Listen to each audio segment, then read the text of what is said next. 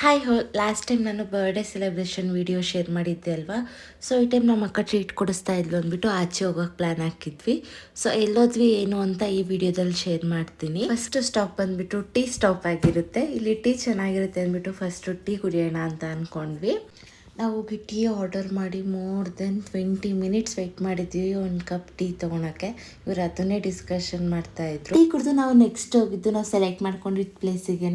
Ambience ಅಂತೂ ಸಖತ್ತಾಗಿದೆ ಈ ಕೆಫೆದು. ಬಟ್ ಅನ್ಫಾರ್ಚುನೇಟ್ಲಿ ವೀಕೆಂಡ್ ಆಗಿತ್ತಲ್ವ, ಕ್ರೌಡ್ ಜಾಸ್ತಿ ಅಂದ್ಬಿಟ್ಟು 40 ಮಿನಿಟ್ಸ್ ವೆಯ್ಟಿಂಗ್ ಪೀರಿಯಡ್ ಹೇಳಿದರು. ಸೊ ಅದಕ್ಕಿಂತ ಬೆಟರ್ ನಾವು ಬೇರೆ ಹೋಗೋದೇ ಬೆಟರ್ ಅಂದ್ಕೊಂಡು ನಾವು ನೆಕ್ಸ್ಟ್ ಸೆಲೆಕ್ಟ್ ಮಾಡ್ಕೊಂಡು ಹೋಗಿದ್ದೆ ದಿ ಗೋಲ್ಡನ್ ಸರ್ಕಲ್. ಈ ಕೆಫೆದು ಕೂಡ ಆ್ಯಂಬಿಯನ್ಸ್ ತುಂಬಾ ಚೆನ್ನಾಗಿತ್ತು. ಮಾರ್ನಿಂಗ್ ಒಂಥರ ವ್ಯೂ ಇದ್ದರೆ ಈವ್ನಿಂಗ್ ಕೂಡ ಒಂಥರ ಡಿಫ್ರೆಂಟಾಗಿರುತ್ತೆ, ಯಾಕೆಂದರೆ ಲೈಟೆಲ್ಲ ಆನ್ ಮಾಡಿರ್ತಾರೆ ಅಲ್ವಾ. ಸೊ ನಾವು ಫಸ್ಟ್ ಆರ್ಡರ್ ಮಾಡಿದ್ದೆ ನ್ಯಾಚೋಸ್. ಇದಂತೂ ಸಖತ್ತಾಗಿತ್ತು ನ್ಯಾಚೋಸು. ಸ್ಟಾರ್ಟರ್ಸ್ ನಾವು ಆರ್ಡರ್ ಮಾಡಿದ್ದಲ್ಲಿ ಎಲ್ಲದೂ ಚೆನ್ನಾಗಿ ಏನಿತ್ತು. ಆದರೆ ನನಗೆ ತುಂಬ ಫೇವ್ರೇಟ್ ಅನಿಸಿದ್ದು ಅಂದರೆ ಕ್ರಿಸ್ಪಿ ಕಾರ್ನು, ನ್ಯಾಚೋಸು ಮತ್ತು ಪೆರಿ ಪೆರಿ ಚಿಕನ್ ಅಷ್ಟೇ.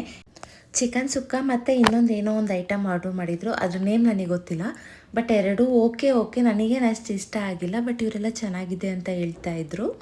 ಆ್ಯಕ್ಚುಲಿ ನಾವು ಹೋಗಿದ್ದ ದಿವಸ ಈ ಕೆಫೆದಲ್ಲಿ ಲೈವ್ ಮ್ಯೂಸಿಕ್ ಸೆಷನ್ ಕೂಡ ಇತ್ತು. ತುಂಬಾ ಚೆನ್ನಾಗಿತ್ತು ಅದು ಕೂಡ. ನಾನು ಹೇಳ್ದೆ ಅಲ್ವಾ ನೈಟ್ ವ್ಯೂ ತುಂಬ ಡಿಫ್ರೆಂಟಾಗಿ ಚೆನ್ನಾಗಿರುತ್ತೆ ಅಂತ, ಅದ್ರದ್ದು ಕ್ಲಿಪ್ಸ್ ಆ್ಯಡ್ ಮಾಡಿದ್ದೀನಿ.